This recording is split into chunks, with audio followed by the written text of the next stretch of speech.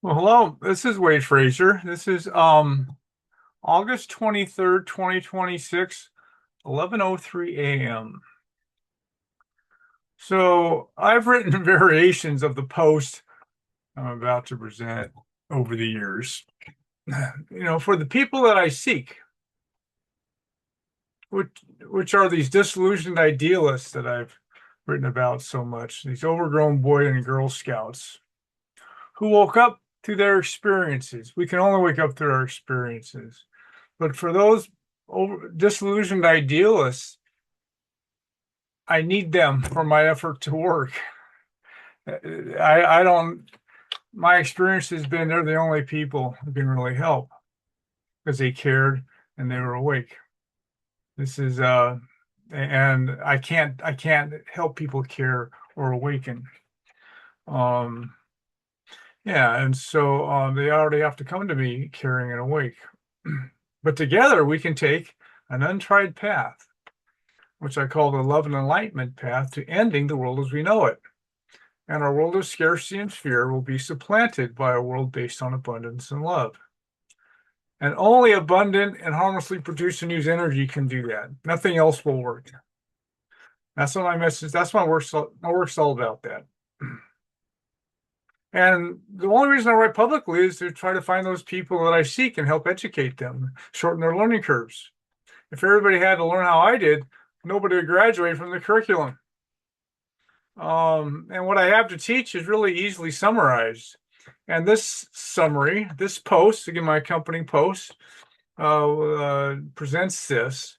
It presents again, a brief summary of what I'm here for, what I'm doing. And so here goes. So energy is the ball game in our universe. The best scientists admit that we don't know what energy is or where it came from, but they readily admit that all that exists in our universe is energy. Matter is made of energy. So this is this energy is a ball game. And the journey of life on Earth has largely been an energy journey. And I have sketched the journey of life on Earth before the rise of humans. I've been doing this for a long time. In fact, half of my lifetime's most ambitious essay, which I published in 2014, was devoted to the journey of life on Earth before the rise of human. And the biggest events in the journey of life on Earth or in the universe, were energy events in one way or another, from the evolution of enzymes, photosynthesis, and oxygenic photosynthesis, which was splitting water to get the electrons for photosynthesis, and using oxygen for respiration. Those are the greatest evolutionary innovations in the history of life on Earth, which microbes did all of that. Yeah, so without those innovations by microbes, we wouldn't be here. And those innovations resulted in the fact that pound for pound, my body burns energy 100,000 times as fast as the sun produces it, which is a truly awesome number. And that's, again, that makes clear. It should make clear how energy is the ball game. Yeah, we're all these energy dynamos, like nothing else that has been seen in the universe. We're it. Life is it. And the human journey, just like the journey of life on Earth, largely been an energy journey, so is the human journey. And I've sketched the biggest events in the human journey, going back to chimpanzees. And again, they're mostly all energy events in one way or another. And as I've written, many times, to me, the human journey can be summarized as energy, intelligence, and tools. That really has defined the human journey. In fact, all epics. So I came up with this framework, this epical framework to view the human journey through, which makes the energy issue, the role of energy, a lot easier to understand. So without the energy breakthroughs, the epics would not have happened. And I broke it into four so far, which is becoming human, conquering Earth, domestication, and industrialization. Those are the four big, really, events in the human journey, and they're all energy events. And without the energy breakthroughs, we would still be upright apes living in and near the African savanna if we'd have survived this long. And each epoch reaped vastly more energy, orders of magnitude more energy than the previous ones did. And so, and that energy, all that energy that was reaped made human societies more humane and less violent. So each epoch has become successively more humane and less violent because humans could afford to be. As Bucky Fuller said, energy is wealth. And in fact, we were on the cusp of one or the other. We're gonna have the fifth epoch or our self-destruction. In fact, Fuller called it utopia or oblivion. I've called it the fifth epoch or the sixth mass extinction. It'll likely go one way or another, and probably in this century. And the fifth epoch, again, this is my invention, what I call the fifth epoch. It's really not a heavy intellectual lift to understand it. My work is not a heavily intellectual lift. People don't have to know calculus or be physicists to understand my work. Some scientific literacy is required, but no more than it takes to understand my writings, which it's all based on popularized science, so it's not that hard to understand. And so it's really not a heavily intellectual lift to understand the fifth epoch, but almost nobody today can even imagine it because they're addicted to their scarcity-based frames of reference and focus on survival. So true abundance is outside of their universe. As Bucky Fuller said, the old utopias were based on shared austerity, which is why they never worked. Only a utopia based on abundance has a chance of working. And what we call politics, which has been around for as long as civilization, and longer, all politics is simply reshuffling the deck of scarcity. Really has nothing to do with abundance. And so when I call the fifth epoch, which is based on abundance for the first time, politics won't exist. So as what we know as politics today will cease to exist. Yeah, politicians will become an obsolete social role, just like slavery is an obsolete social role in industrialized societies.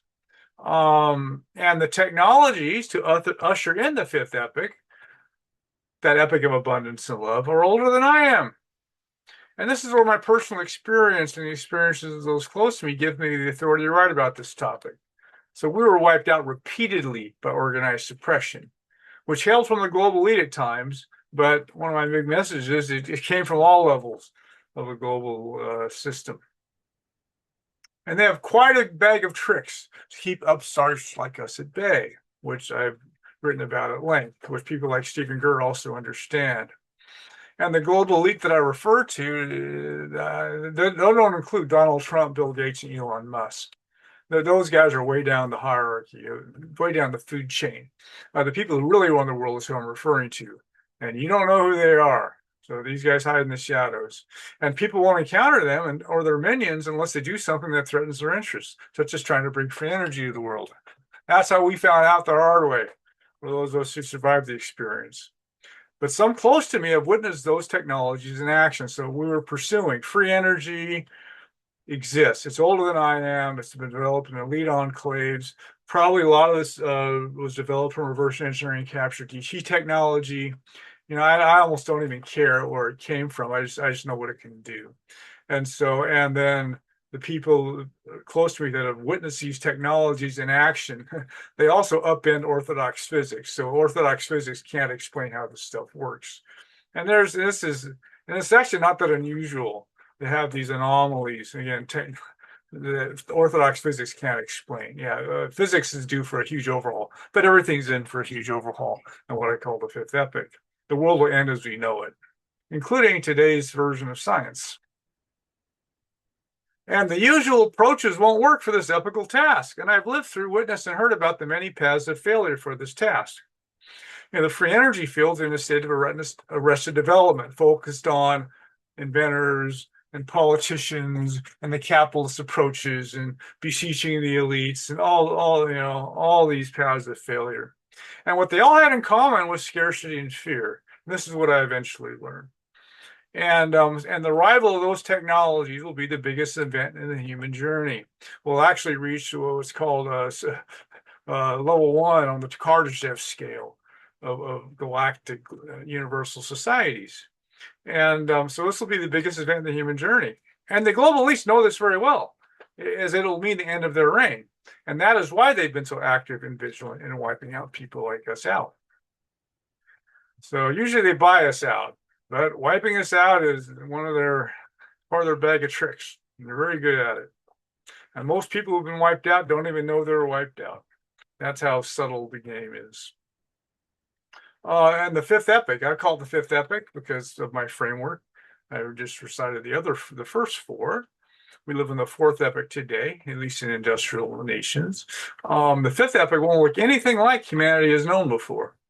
And so we have hints of what it could look like. The best of Star Trek, for instance, is hints at it, but it only hints at it. Even Star Trek falls really far short of what the fifth epoch will look like. And I can barely imagine it myself, and I've been living with this idea for 40 years. And I suspect we'll actually see a new kind of human in the fifth epoch, when no child is ever raised in adversity again, and all people are raised in abundance and love. And again, I think we'll see a new kind of human. And so that's what I have to teach. And class is in session. So my work is comprehensive, takes on many topics. And it has been a long, slow journey to my current approach, a long process of trial and error that took most of a lifetime. And there's something for everything, something for everybody, because my approach is comprehensive.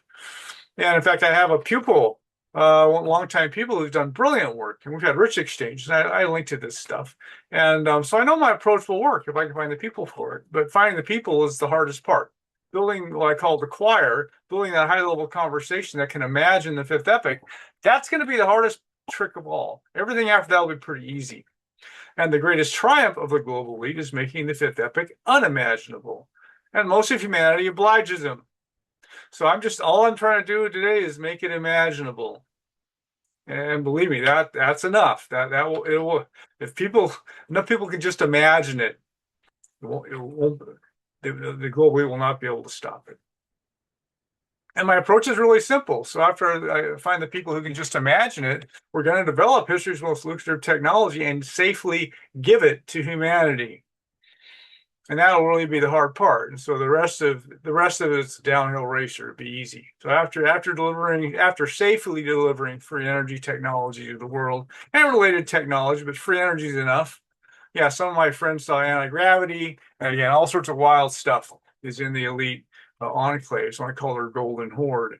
But my pupils, and I've written a lot on what that transition can look like. And my pupils, though, generally need to start slowly, as my material can be overwhelming. I get that. I watch people and again, I actually chase away people. My work is designed to chase away people who are not ready for it. If people are addicted to scarcity and their scarcity-based frameworks, it totally blows their minds. And I'm not looking to blow their minds. I'm looking to chase them off. But the people, those disillusioned idealists who can dare to imagine abundance and a world based on love, those are people I'm here for. And but they usually need to start slowly. I've watched people jump into the deep end regularly and immediately drown.